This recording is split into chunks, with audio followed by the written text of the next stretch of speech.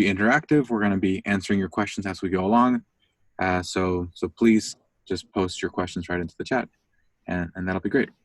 So, all right, let us get right into it. I know you guys are out there trying to make money, whether you're dashing or doing other independent jobs. So we're going to make this really hard-hitting and quick and fun. So let's get it going.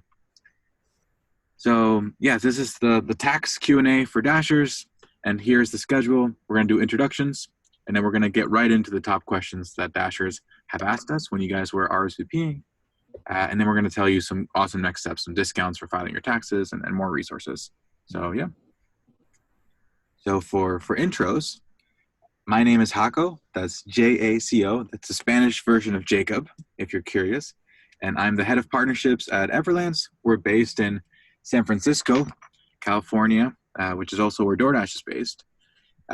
So yeah, I'm really excited to be here. I myself am not a tax expert, but I have been working in the tax space for the last few years, helping self-employed people like Dashers every single day. So I really understand taxes from the perspective of a self-employed person. And I'm super happy to be joined here by Knox, who is an actual really deep tax expert. So I'll let him introduce himself, and then I'll tell you a little bit more about Everlance. Awesome. Sounds good. So a little bit about me. I'm an enrolled agent. That means that I am federally licensed at the highest level, and so I can represent taxpayers all over the country. I am considered one of America's tax experts. I teach almost every, well, not on the weekend, but almost every other day to tax practitioners in several specific areas, particularly in the area of the gig economy, for which would be a place that you all would be interested in, but also in the areas of virtual currency or cryptocurrency, and the taxation of clergy, and the taxation of cannabis, and in small corporations, particularly the S corporation and estates. So those are kind of my areas of expertise.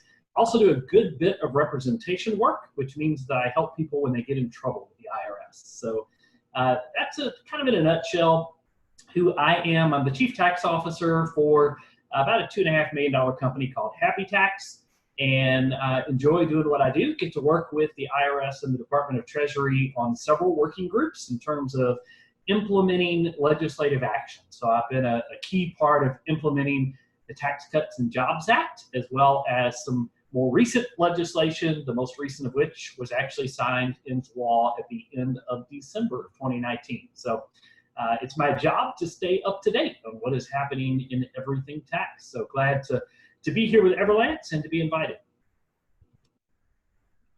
All right. Yeah, we're so happy to have you here, Knox. As Knox said, he literally is one of America's foremost tax experts. So we're super lucky to have him here. And you all have the opportunity to directly ask him any questions that you have, which is pretty special. So, all right. So I'm just going to tell you a quick thing about Everlance, just so you know who we are. We are the #1 rated mileage and expense tracking app for independent contractors. So as a Dasher, you're an independent contractor, you can track all of the mileage that you put on your car while you're driving, and that can lower your taxes drastically. It's a pain to do it with pen and paper or with your notes on your phone. So our app tracks it for you automatically, that sort of thing. But we're not going to tell you very much about Everlance throughout this, because we really want to make it about answering all your questions and having you succeed as much as possible on your taxes. So yeah, we'll get right into the top questions. All right. So you guys have asked in the RSVPs a bunch of questions. We took the top ones and we put them here. So the first one, and the way we're going to do this, I'm going to ask, and then Knox is going to tell us the answers, and I'm going to comment in a little bit from time to time. So the first question: what are the main tax differences between employees and independent contractors, or ICs? Yeah, so great question. Most of us have been an employee at some point in our lives. And how do you know you're an employee? Well, you probably got a W-2 at the end of the year.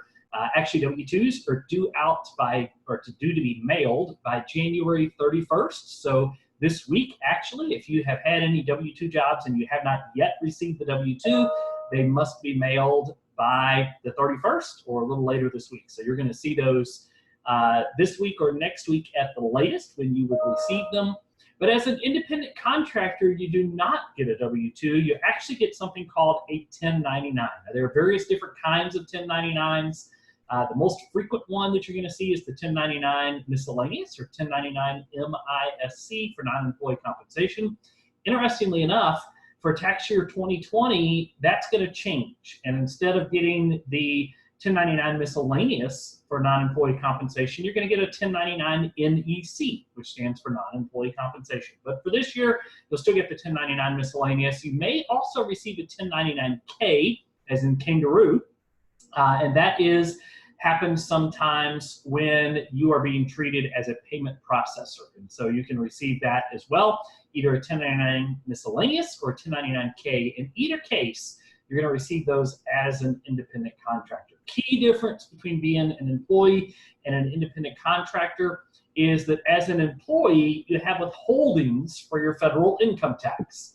But as an independent contractor, there are no withholdings. You own your own business, you're in control of your own business, and you're in control of how much you pay in along the way to the government. A lot of people don't realize that, and they can kind of get stuck by that at the end of the year. That's an important distinction to realize, is that as an independent contractor, DoorDash or anybody else that you're working with is not going to withhold any taxes for you along the way.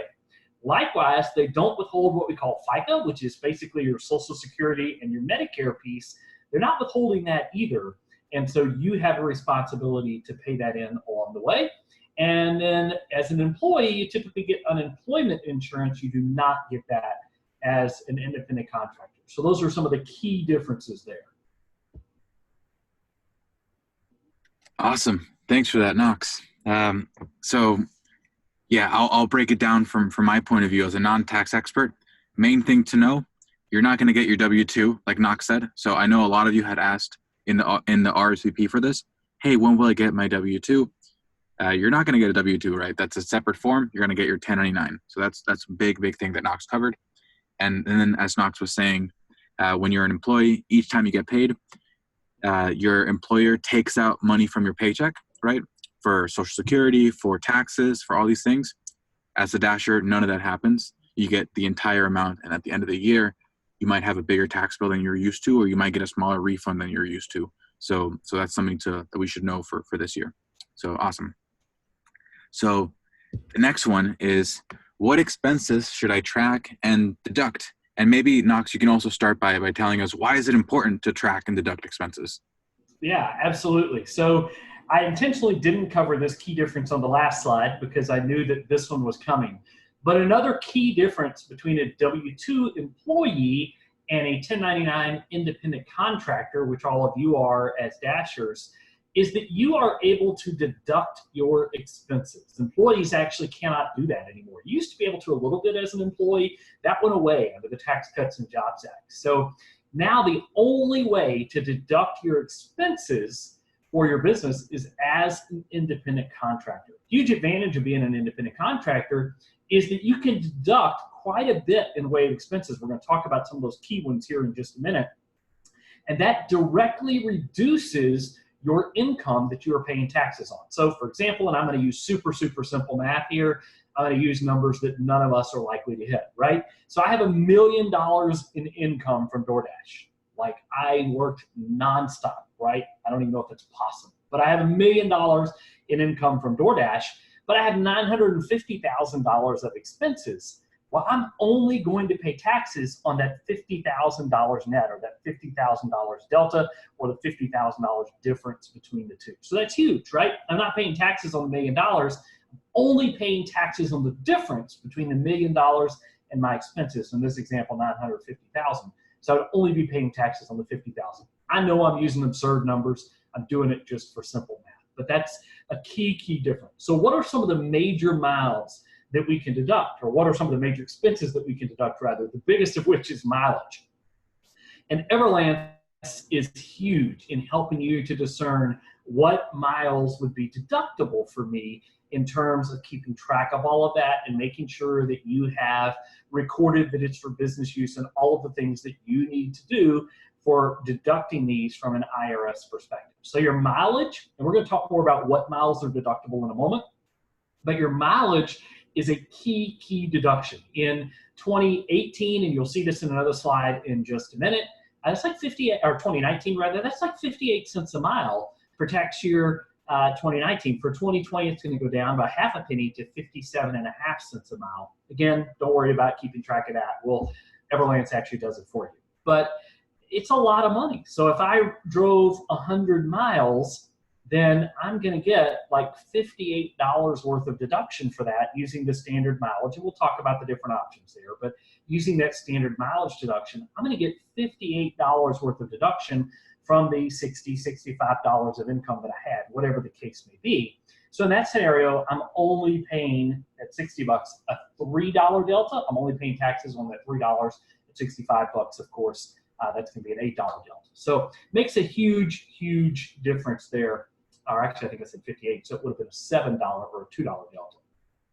Another expense that we can deduct sometimes is food while we're working, and that's why I put the question mark there. So let's talk a little bit about when you can and when you cannot deduct your food. So what you cannot do is deduct all of your food that you ever had. I mean, this makes perfect sense, right? You can't go to the grocery store, buy food for your entire household and say, hey, I'm an independent contractor, so I'm going to deduct that whole thing.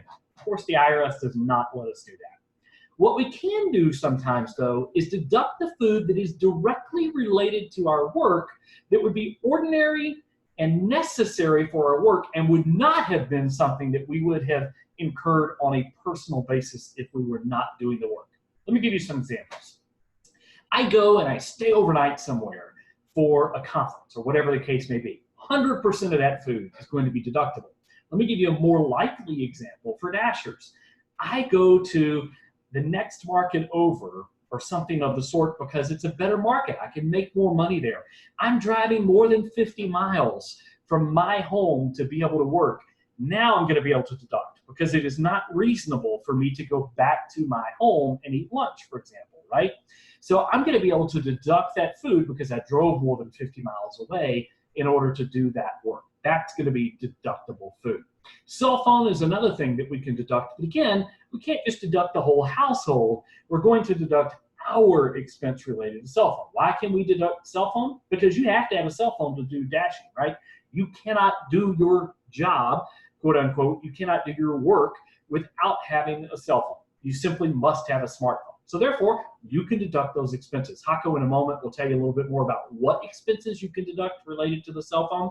I think he's got a nice, neat thing that Everlance has put out there to help you figure that out. Another thing that we can deduct is home office expense. And this is also a sometimes. So you can't deduct your whole home and say, hey, it's my office, obviously. What you can do is deduct the portion of your home that is for the exclusive use of your business.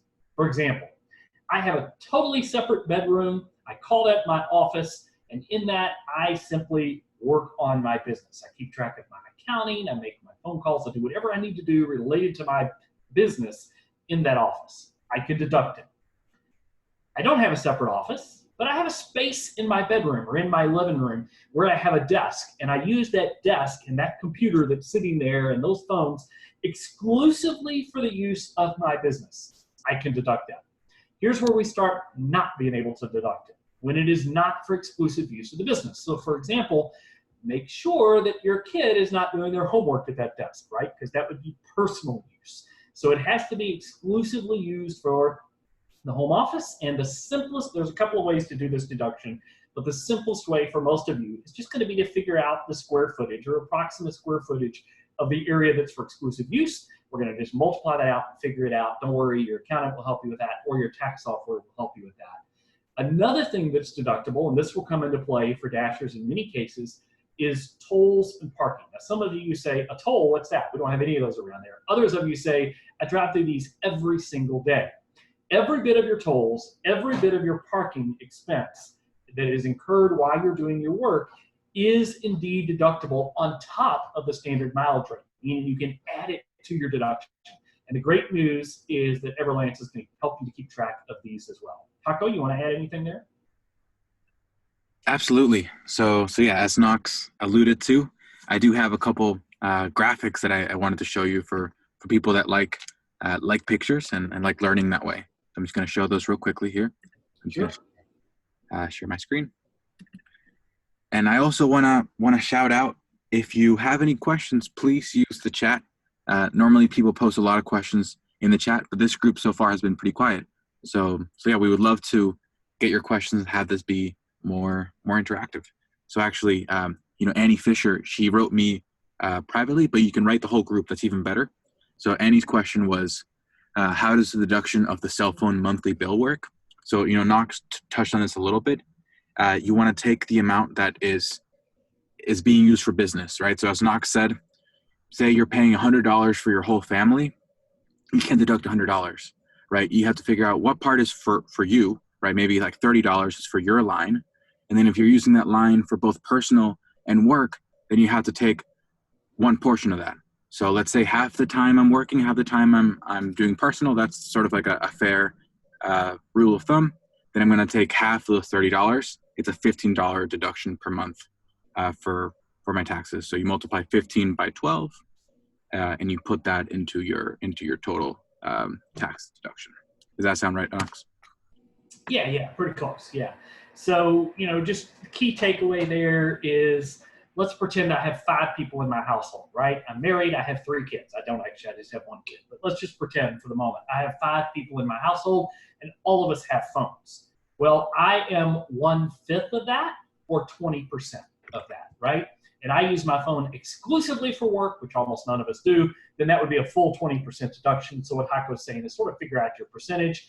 I'm actually okay generally with a higher percentage for work if it is real. So most of your cell phones are going to give you sort of a breakdown of the number of calls that you make and that sort of thing. But if you can sort of prove, hey, I'm dashing 6 hours a day, I'm dashing 8 hours a day. Some of you might also be working for Uber or Lyft or something like that, but I'm using my phone for work 12 hours a day. I'm asleep another 8 hours a day, so there's only 4 hours left. Then I'm going to be okay with you taking your waking hours, that sort of percentage of it. So there's several ways to do that. Again, your accountant can help you with that. If you don't have an accountant to help you with that, then the 50% that he mentioned is pretty simple. Awesome. Yeah, thanks for making that more precise, Knox. I appreciate that. And cool. So I promised a couple pictures for people who like those. So let me just show you here. You can find these by going, by the way, to, after this call, everlance.com/DoorDash. There you can find, I'll show you. So everlance.com/DoorDash looks like this. If you just go to the bottom, you get to this Everlance Tax Academy for DoorDash, and this is the one that we're doing right now. What are my top deductions? So that's really nice there. So if you just slide over, you can see all the car expenses. So we're going to go more into depth into your car expenses. There's so much there. It's going to be, by far your number one expense as a dasher. So that's really important to know. Then, as Knox and I were just talking about, there's everything to do with your phone. So buying the actual phone, paying your monthly phone plan, any accessories like a car mount, charger, things like that, that are relevant for your job. Those are all valid business expenses. Number 3 is any inspections that are required by DoorDash or your state in order to do the DoorDashing. So yeah, that's a really valid one. And then actually, rather than tell you, here's 5 more things, if you use Everlance or software like Everlance, we'll actually point things out throughout the year. So yeah, that's kind of an awesome. So yeah, back to you, Mr. Knox. All right, cool. So let me reshare here. That'll take me about 3 seconds for it to show up on your screen, I suspect. Hopefully y'all can pretty much see it now. So I saw that someone had a question. Hey, if I have car expenses or miles and I have a cell phone, do I have to choose one or the other, or can I deduct both? And that was a great question, and you're going to like the answer. You can deduct both because they're both valid expenses related to your business. So, for example, we listed 5 sort of key things here. If you had all 5, you could deduct all 5. Now, not all of you are going to have all 5. Some of you may have some things in addition to this. We just listed some of the most common ones. But yes, if you have things in any of these categories, those can potentially be deducted, assuming that they're ordinary and necessary expenses related to your business. So what are some of the first things that you need to know about filing taxes? Well, one thing you need to realize is that a lot of us get stressed out about taxes. I don't, because I do this for a living, but most people in life get pretty stressed out when it comes to doing their taxes. And unfortunately, because you're an independent contractor, it means that you have your own business. You are in control of when you work. Nobody tells you, hey, you have to go work at X time. You're in complete control of that. You're an independent contractor, but that does make your taxes slightly more complex. Good news is you own your business. Bad news is your taxes are a little bit more complex. And that's because you now have to file a new form that you never had to file before called a Schedule C. That's a business tax form, and you're going to file it with your tax return. So the good news is that your tax software, if you use any tax software, is going to help you to do that. If you use an accountant like our firm, we're going to help you to do that as well. So, you're not all alone in this journey, but you just need to be aware that you do have this additional filing responsibility, and your taxes are going to be a little bit more expensive depending on who you use. So, for example, Hako is going to tell you a great platform to use he has a special discount for you if you happen to be filing taxes on your own in tax software. But I'm just going to mention sort of the 800-pound gorilla in this space, and that's Intuit TurboTax, right? So if you use Intuit TurboTax, you're going to pay more because you are an independent contractor and have your own business and need a Schedule C than you would have without that. Now, the great news is Hako's going to give you a way to not have to pay more. But just as a caveat, you need to realize your taxes are a little more expensive. Want to say any more about that, Hako? Well, one thing I want to say, because we're getting this question over in the chat, it's actually one of the first things you need to know as a dasher, right, is when will I get this 1099 form, that Knox talked about in the first slide. So basically, we have a slide later, but we just want to tell you right now, DoorDash either sent you an email last week or you'll be getting it this week if you haven't gotten it yet. And in that email, there will be instructions. If you follow those instructions, you'll either be able to get the form online by downloading it, or if you don't do that, then they'll mail you the form and you'll have it in a couple weeks. So yeah, the main takeaway is check your inbox either now or later this week for an email from DoorDash, and that will have the instructions there for getting your 1099. Yeah, so that's what I want to say there. Cool. And I had a question asked to me privately. And by the way, I would prefer most people to ask these publicly just because Hako is monitoring the chat a little bit more than I, and I might not notice them privately. But this is what I happened to. And it said, what about my cash out fees or instant pay fees that DoorDash charges me? Are those tax deductible? Quick answer to that is yes. Those can be tax deductible. And I won't get into overly where you put them, but yes, they would be tax deductible on your Schedule C in general. And somebody else is asking about how we do the actual car stuff, and how do we do tax depreciation or car depreciation, all those kinds of things. And what about the whole mileage deduction? We're gonna go more in depth into that in just a minute. So I just want to highlight we're gonna get to that. Yeah. So thank you, Jordan and Annie, for these questions, and yeah, we'll definitely get to those. Yeah, and I think Knox, we talked about.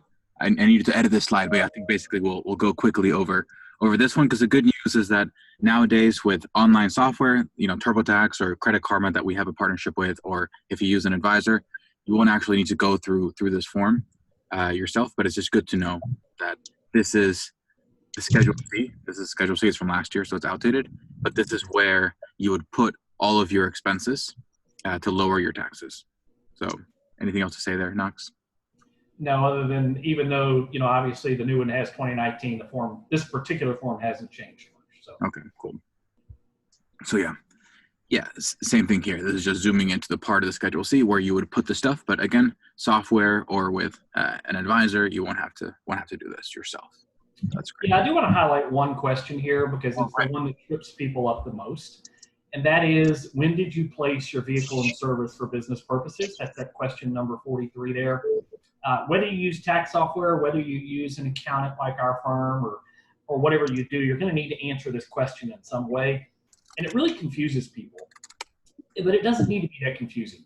All it's really asking is, if I am claiming my car, when was the first date that I started using this particular car for business purposes? So for some of you, that's going to be the first date you became a dasher.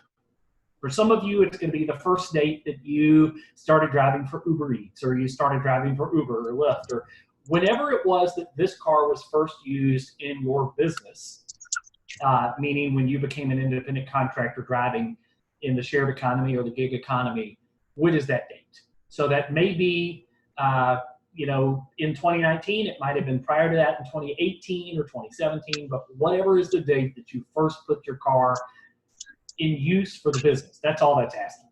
Not that complex of a question, but it really trips people up. So just wanted to highlight that. Awesome. All right, so now we get to some of the fun stuff that I really care about and that all of you really should care about, because it gets to the mileage deduction, the car deduction. Again, as you know, you're putting in so much gas into your car every week. You're putting in so much wear and tear into your car every single day that you're dashing.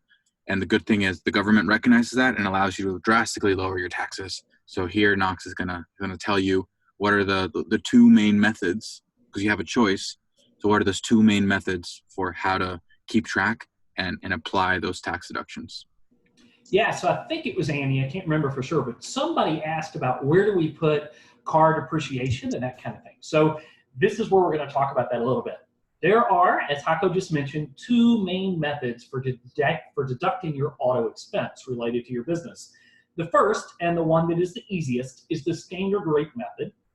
And then there's the actual expenses method.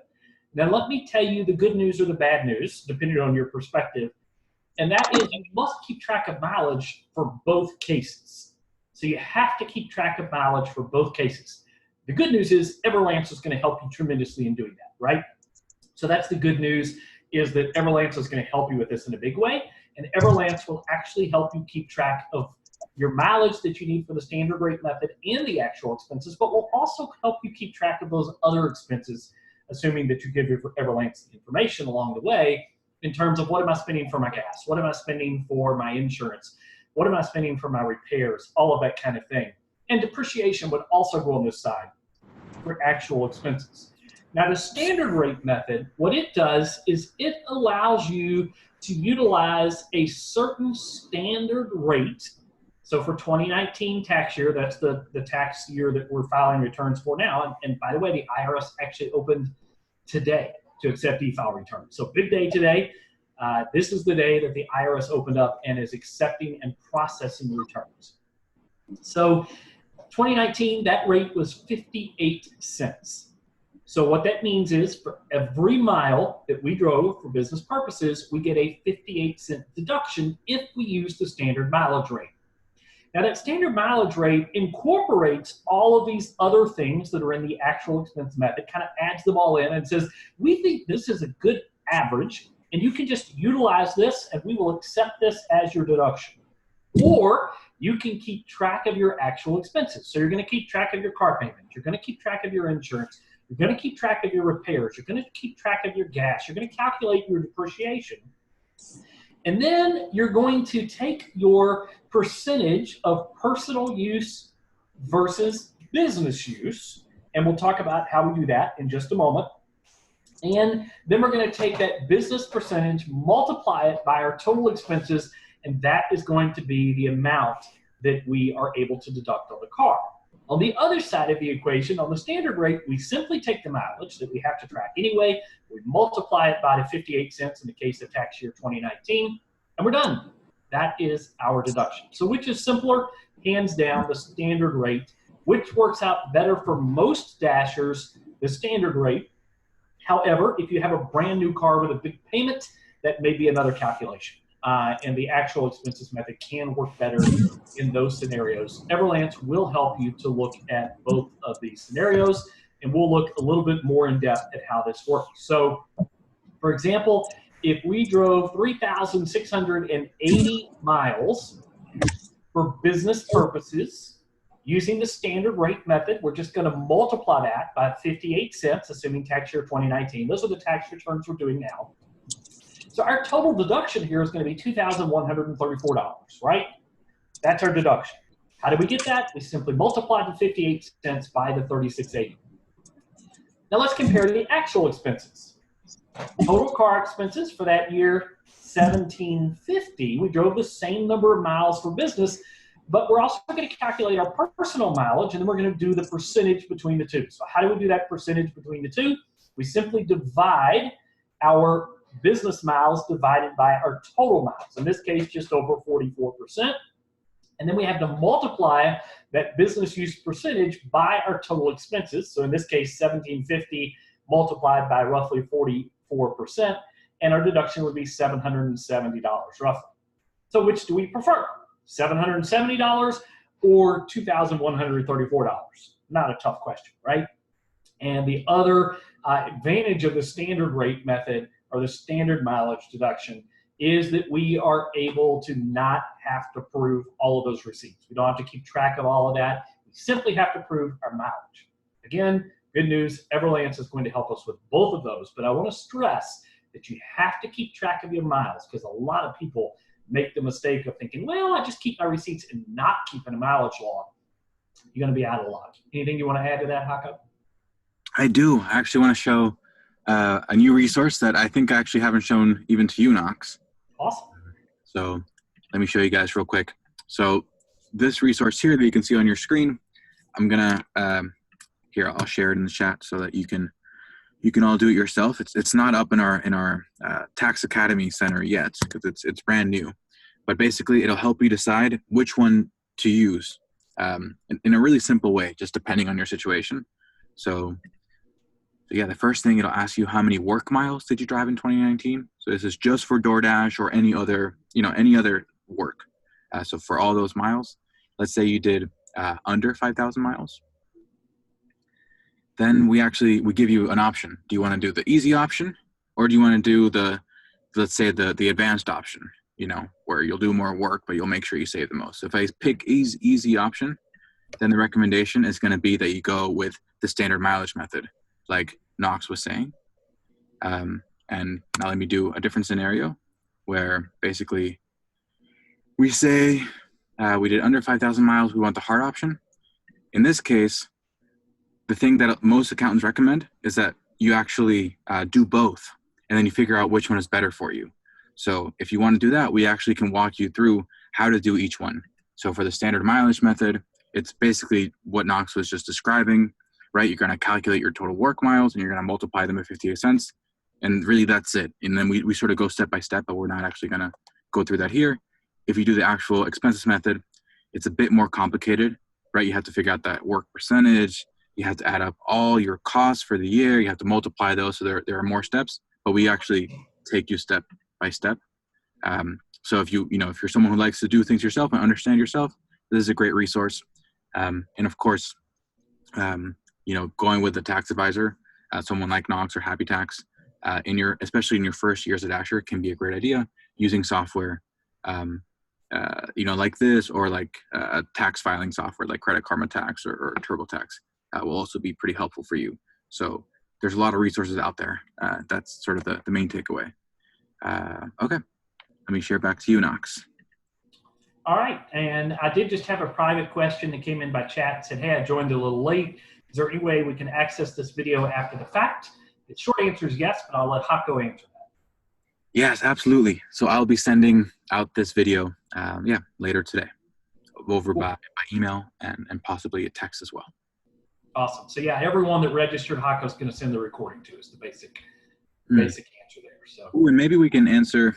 I think Arissa Ted Clues had a very timely question about basically, she says, am I screwed? I didn't track my mileage. So what can I do? So for that, we actually, so basically this resource here, I'll let Knox answer a bit from his perspective, but here, let me share real quick, Knox.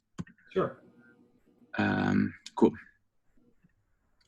So just 1 second while I one second here. Okay. So this resource here actually is really helpful for that as well.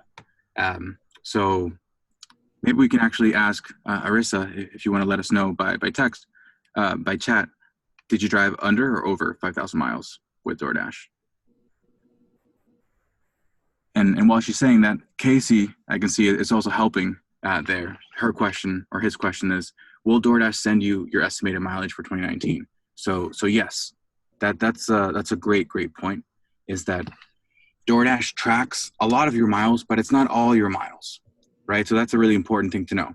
So to get the miles that DoorDash is tracking for you, you go to driver.doordash.com, and in there, in that dashboard, you'll be able to access your miles. But I want to point out why those miles are actually not all the miles that you could be deducting, why you'd be leaving money on the table. So here, I'm going to show you what are all the miles that you can write off. So the first set is whenever Dash remote is on, right? If you're picking up orders, dropping off orders, waiting for new orders, driving around to a hot zone, these are all the miles that DoorDash is going to track for you. So those are covered. Like, you're good on those, right? So to Arissa's question, if you get your report from DoorDash, you're going to have all these miles already there covered. The miles that unfortunately you won't have tracked unless you do it separately with an app like Everlance or another method is when you're going to and from your home in order to Dash, right? So a lot of people drive a long distance. Like here in the Bay Area, a lot of people drive up from like an hour away from San Francisco to come here and drive for DoorDash. DoorDash isn't tracking that drive because you're not on the app during that time. So you want to make sure you're tracking that separately. To Arissa's question, if you didn't track it, technically the IRS rule is that you're supposed to track it like in the moment. You're not allowed to go back at the end of the year. There are people that are sort of aggressive with taxes and they're okay taking that risk. So they'll look at Google Maps, they'll do the math. Okay, this was my average commute over these many days, and they'll calculate that. I know Knox will say, you shouldn't do that, right? Because the IRS does not allow that, but a lot of people do. I mean, I can tell you that just from doing research. A lot of people, do that, and it's a risk that you're taking. That's why for next year, it's better to track. And then the other category is when you're taking care of your car, right? So your car is your main business tool. So anytime that you're going to get gas, that you're getting oil change, any sort of maintenance work done in your car, whenever you're driving for that purpose, that's all work mileage as well that DoorDash won't track. So it's important for you to track it. So yeah.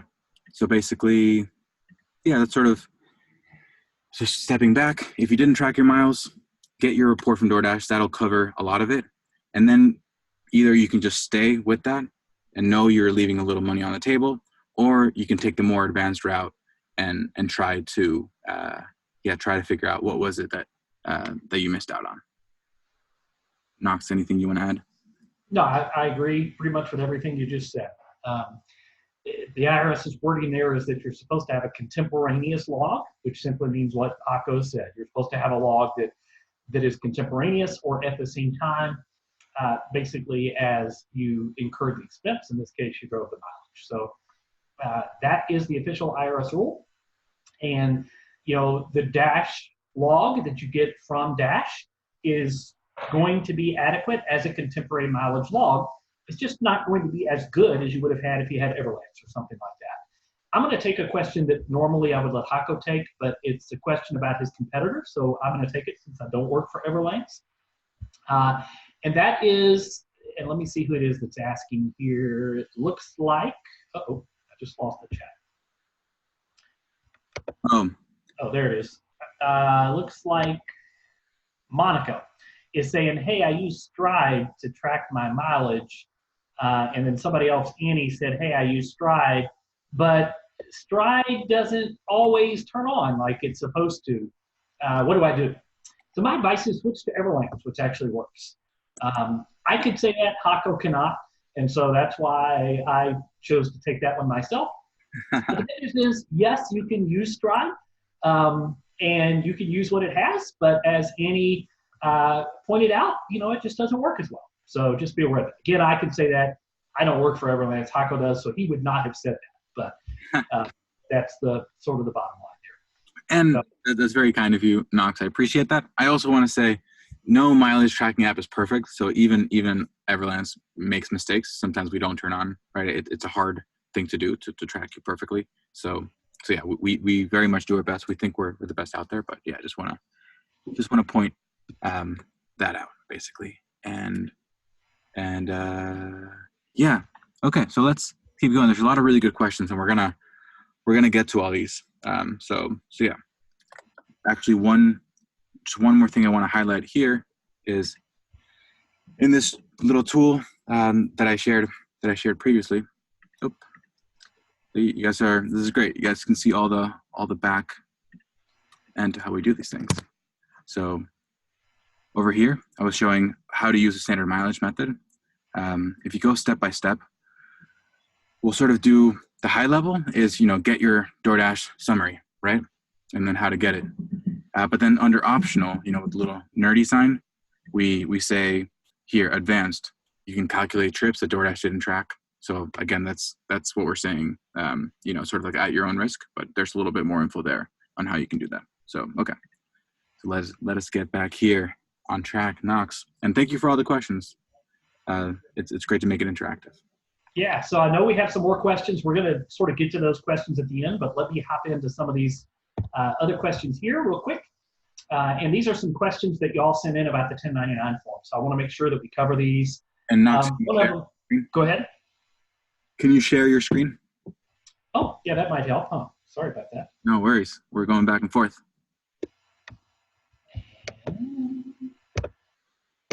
There we go. All right. So first question is, if you made less than $600 and you didn't get a 1099, do I still need to file? Short answer is yes. So if you have income from this business, then you are supposed to file it. I'll also point out that sometimes even over $600, you may not get a 1099, particularly if your provider sends a 1099K, then the thresholds are higher. So just be aware that bottom line is if you had any income, you're supposed to report that. Related question is, if dashing or this sort of work in the shared economy or gig economy is the only income that I have, what is my filing threshold? Meaning, is there an amount under which I don't have to file? And there is, but it's a lower amount than you might think. If you made $400 or more over the course of the entire year as a self-employed person, then you must file. And so that's a lower rate than you're going to find on the internet in many cases, and it's because you are self-employed that you have that lower threshold. So a lot of people get that wrong. So be aware of that. If you have $400 or more as a self-employed person, you must file. What about if someone has multiple 1099s? I work for DoorDash, I work for Uber Eats, I work for Uber, I work for Lyft, whatever the case may be. Yes, you can file them all together. It's going to be on one tax return.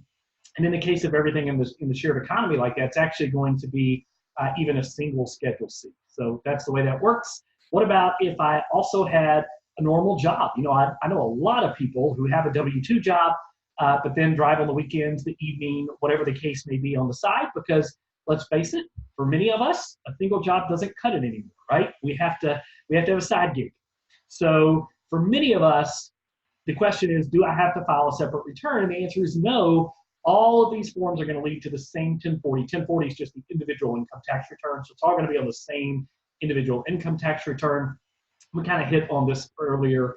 But when are you going to get your 1099? And the short answer is they will be sent by the 31st. And so be aware of that. And you should have an email. Some of you actually got access to them electronically if you opted into that and should have received that access like today. So some of you got that by today. Some of you are going to receive that by the 31st, which is later this week. Some of you, they're going to be mailed, and they'll be mailed by the 31st. But you should have an email from DoorDash that will give you instructions on that, particularly if you opted into the electronic portion of that. And then you want to add one thing. Yes. For some of you, you actually may not have received the email from DoorDash yet. So, I spoke to some people at DoorDash, and it may be going out this week for some of you. So check your email. If it's not there, don't panic.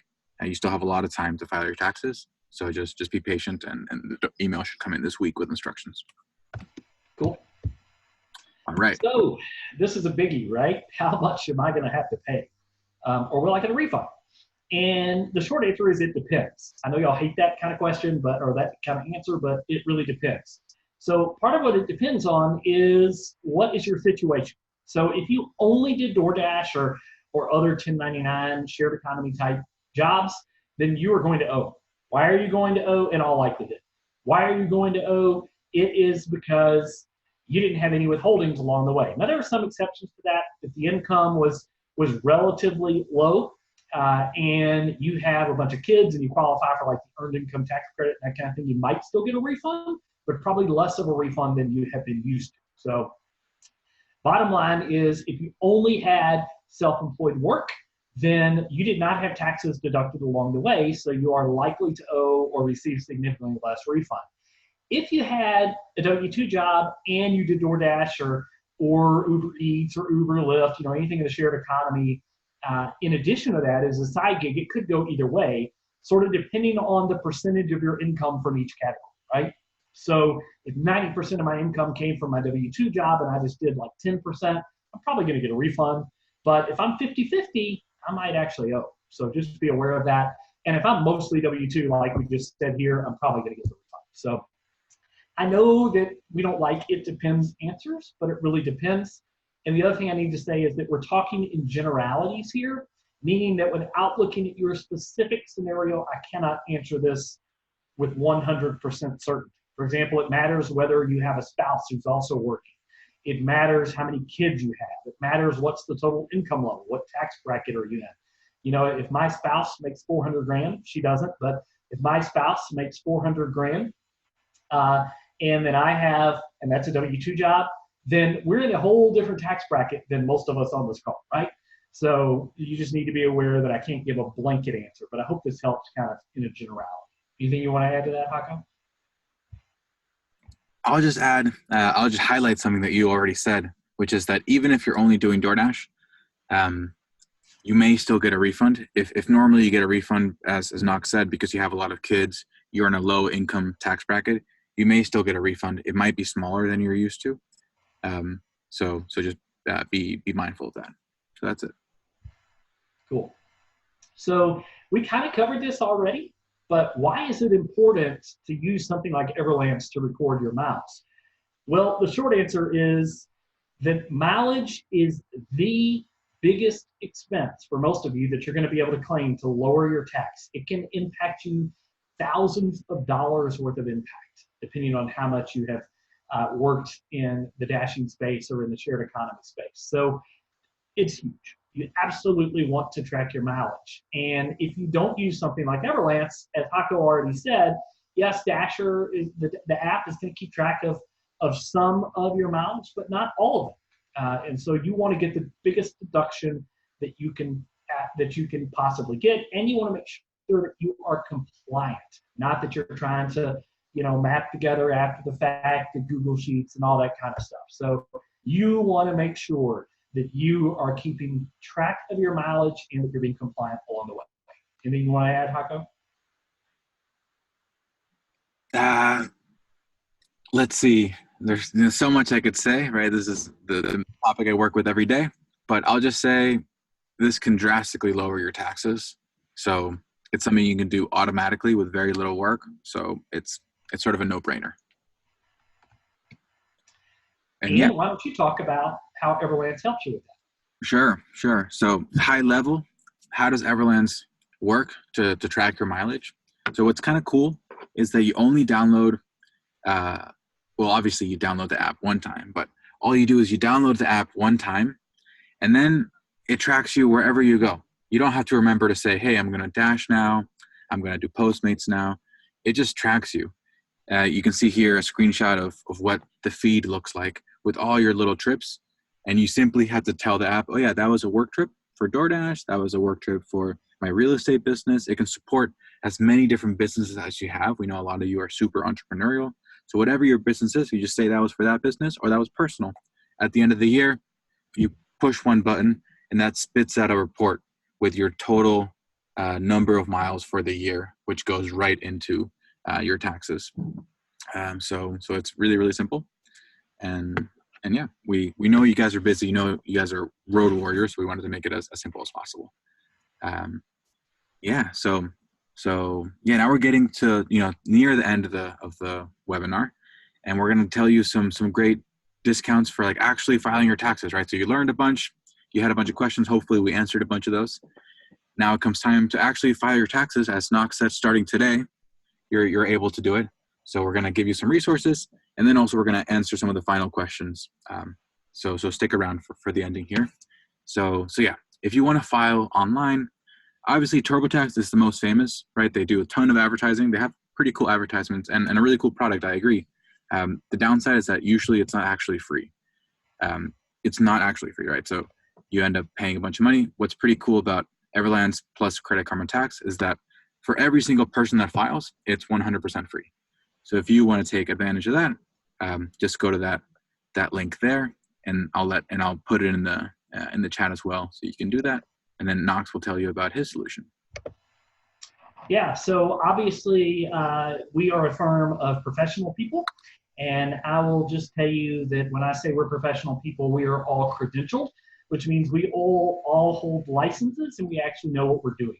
I don't hire anyone who has less than 5 years experience in the industry, and I don't hire anyone that has not done at least 200 tax returns for each of those years, or I don't even count it as a year of experience. So we are not the kind of shop that is only open for a couple of months out of the year, like some of your franchises that you're going to find out there. We are people that are here year round. We do this professionally, and we know what we're doing. We have a website we threw up, super simple site, just gigeconomytaxes.com. All that you will do there is simply sign up to be on our email list. And if you sign up for that email list, then we will give you an opportunity. Actually, tomorrow, you'll get the link where you will have an opportunity to reach out at a less expensive price, which we'll tell you about in just a minute, to work with a professional. But you can also sign up for that email list and not end up working with us, because we send you out updates and information about the shared economy or the gig economy and how that works with taxes. So if you're interested in knowing more about that, it's gigeconomytaxes.com. You simply enter your name, your email address, I think your phone number, maybe too, and it will sign you up for the list. We don't spam you outside of just having you be a part of the list. You can always unsubscribe, obviously, but we don't spam you a ton. We're just going to send you helpful information and then also give you the opportunity to file with us. So he mentioned Credit Karma. I will tell you that, free is something I like a lot. I'm a cheap and frugal guy, so I like free. And obviously, Everlance has worked out a fantastic deal for you there. So if you want to figure this out on your own and use some tax software in that process, then that's probably a great option. Again, if you want updates from us specific to the U.S. Taxation of the gig or shared economy, then you can sign up at gigeconomytaxes.com. We would give you a discount if you agree to use Everlance, or already do. Then it would be $200 for the total cost, which is incredibly inexpensive for this kind of return. If you do not use Everlance, then we know we're going to have a little bit more work to do, so it's going to be $250.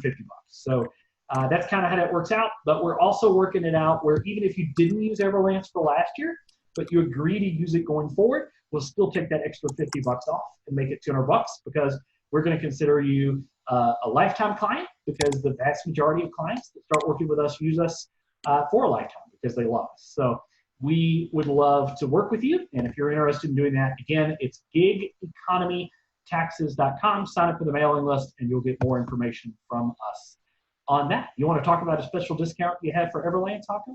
Totally. So Everlance is available. It's a freemium model. That means that we have a free version and we have a paid version. So it's like Spotify or Dropbox. There's a free version or paid version. For free, you can track 30 unlimited trips per month, which is great if you're dashing just a little bit. But if you're really a hardcore dasher or self-employed person, it might be really nice to be able to track unlimited trips per month. For that, we charge $8 a month, which is way less than what you actually end up saving on your taxes by capturing everything. So it's really, really worth it. It's tax deductible, right? So you can actually put that into your tax deductions itself. And for DoorDash, we have a special deal. We have 3 months free of Everlance Premium. So to get that, you go to everlance.com/DoorDash. And that's a great site to go to, because that's also where those resources are that I was showing earlier. So that's great. And yeah, so what's next on this, Knox? All right. So yeah, next steps. Next steps. Yeah, so very shortly this afternoon, you will receive a text message with a bunch of the links that we've shared here for Credit Karma, for Happy Tax, for some of the do-it-yourself resources. Right now, I'm actually going to send the link for a survey, and if you do the survey, you'll be entered in a chance to win a $30 Amazon gift card, which is pretty cool, because as you can see, there's only around 50 people in this particular webinar. So you have a 1 in 50 chance, which is pretty high. Normally sweepstakes are like 1 in a million. So yeah, we hope you'll take the time to do the survey. It's actually only like a 3-question survey. So it'd be really quick. And also, if you have any additional questions that we don't answer in this session today, you can put them in that same form where the survey is, and we will answer those over email. Yeah, and also watch out for your email. You're going to have more links there. So I think just to finish up, Knox and I will do a rapid fire answering some of the final questions that we see in the chat here. And then also just to shout out that we are going to share a recording of this. So I know there's a lot of info here. If you missed anything, if you want to go over anything, you'll have that recording in your inbox or your text message list later today. So let's see, Knox, any questions stand out to you? Actually, I am not looking at the chat too carefully, so just throw some that you think are good, and we'll go through them.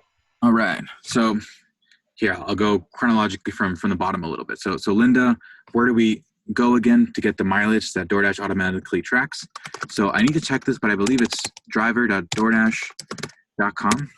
And I'll check that while Knox is answering a question. So basically that's that. There's a question about depreciation from Genesis Alan Lockhart that I wanted us to answer. So Knox touched on this a little bit, but just to highlight. So how do we do depreciation on our vehicle? So Knox will say a little bit more, but basically high level, if you choose to do the standard mileage deduction, you don't need to worry about depreciation. With the standard mileage deduction, you get 58 cents per mile, and that 58 cents per mile includes depreciation.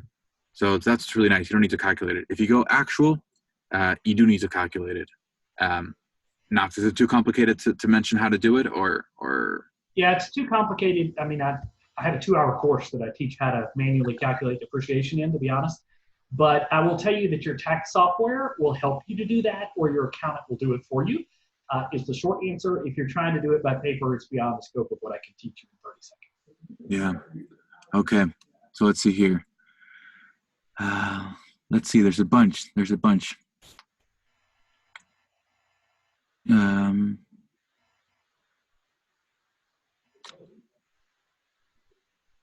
So someone said their car broke down mid-year. They had to get another one. Can it be deducted? So yeah, if you get a new car, it's the same thing.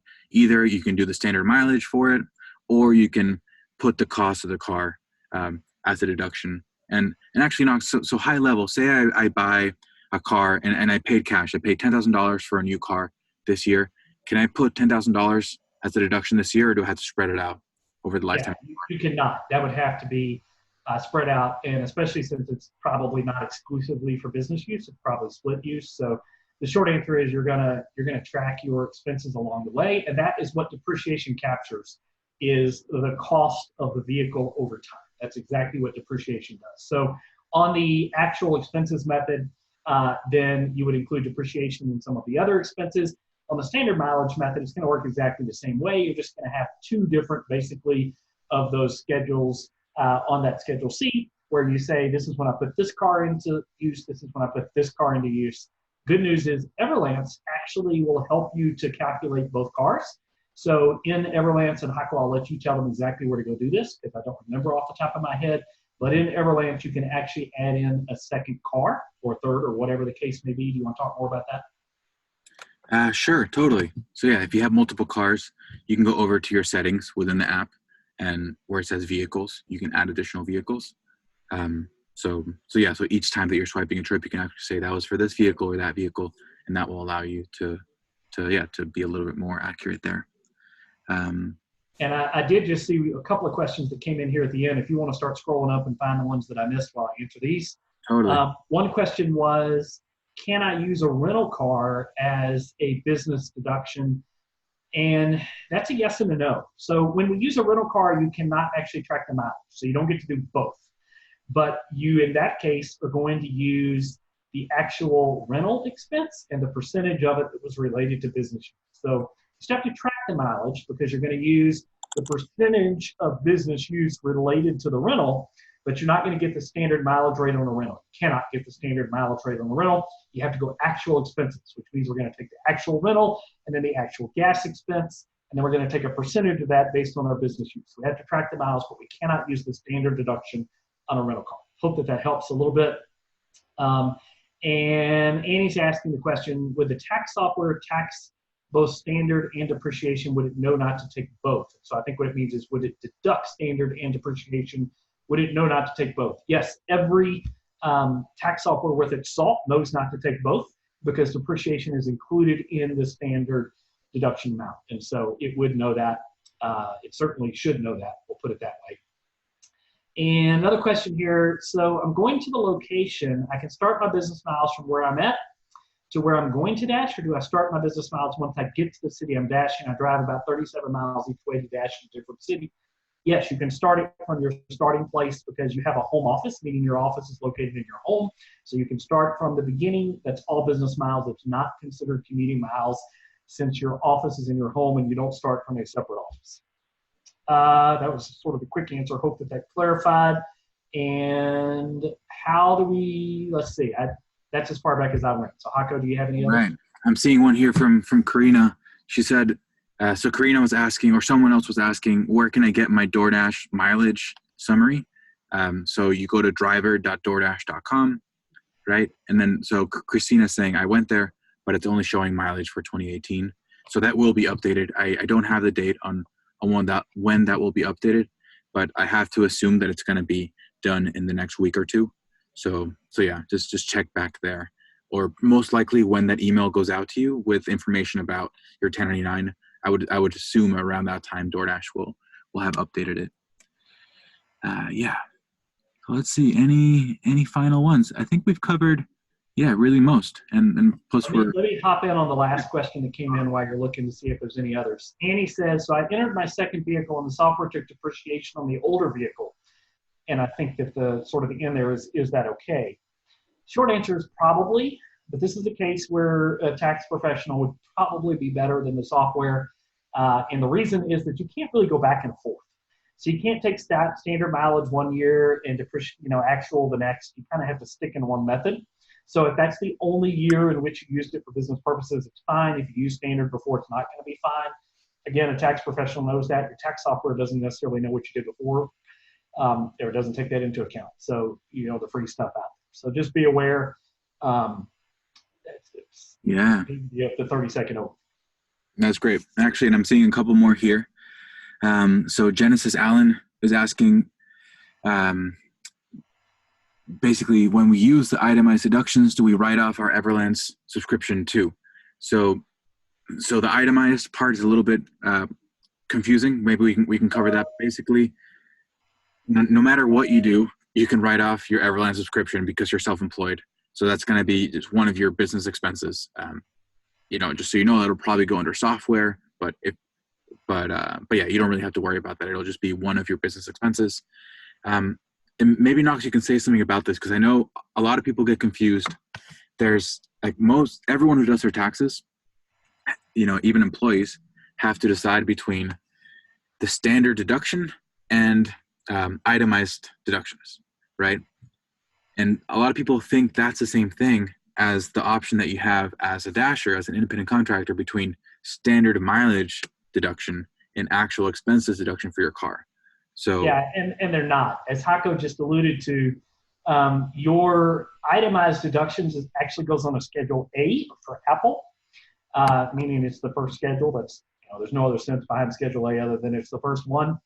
Most of you are not going to itemize deductions. In fact, it's less than 8% for tax year 18 across the entire country that we're able to itemize deductions. That is different, however, than your Schedule C deductions related to your business. So even if I only had Everlance and I had 2 months of Everlance, that's $16 if it's $8 a month, right? Then I can still deduct, even though it's only $16. Hopefully I had some miles with that, some other things, but I could still deduct that on my Schedule C from my gross income. And so you can absolutely take all of your business deductions. There is no ceiling, no limit, no standard amount on that. You can take those business deductions off of your Schedule C, and it's going to reduce it from your gross income, completely unrelated to what most people call itemizing or itemized deductions. Totally unrelated. I did see another question back up here a ways that said, hey, I ended up with a loss last year. Is that a good thing? The short answer is probably, because that loss is going to carry forward. This is another case where using a tax professional, we're going to make sure that if you're using software, make sure it's carrying forward your loss. It may not know what happened last year.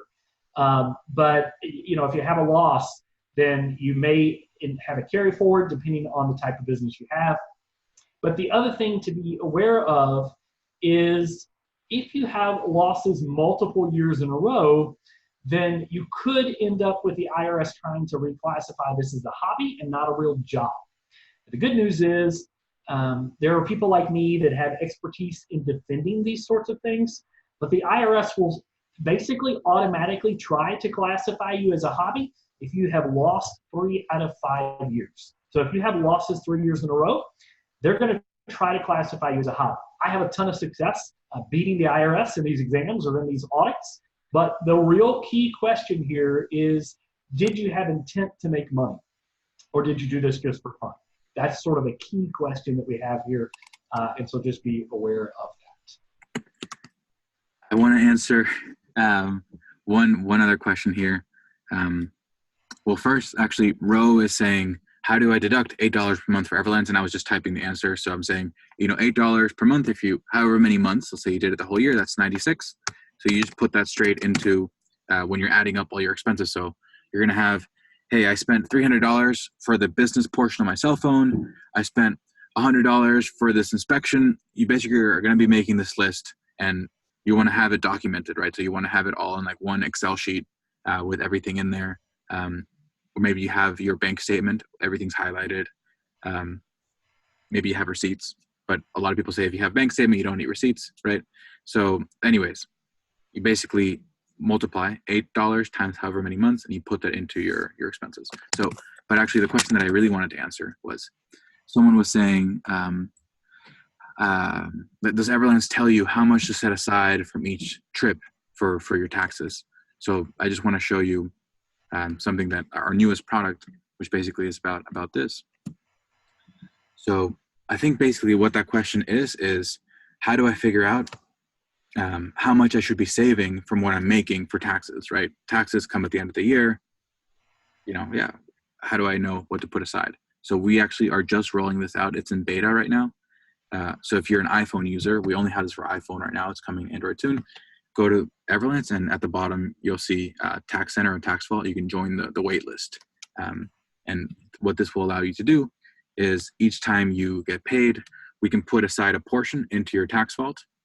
So it's basically like an automatic way to save some money for your taxes without you really having to think about it. Signing up only takes first name, last name, phone number. So it's not like a complicated bank account. It's simply just that. What you do is you connect your actual bank account so that we can detect when income is coming in, right? So here we detected, hey, $46 were coming in. So we put aside 25% into your tax vault.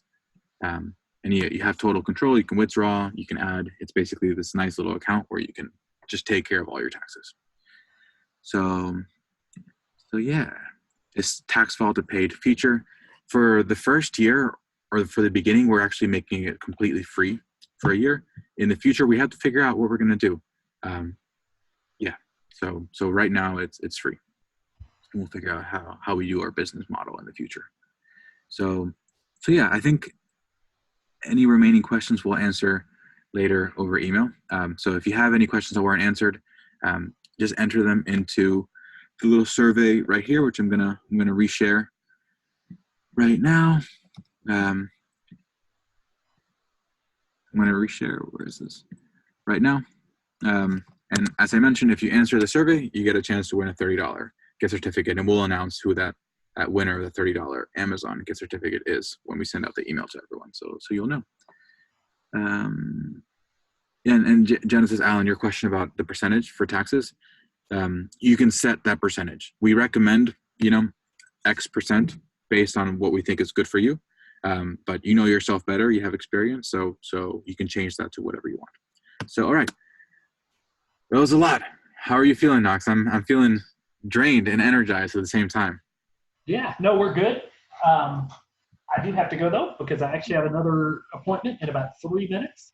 But I just want to say thank you to all of you for being here with us. And y'all have had fantastic, great questions. That that makes our job easier for Hako and me when we have that interaction and those questions. We hope that this has been helpful to you.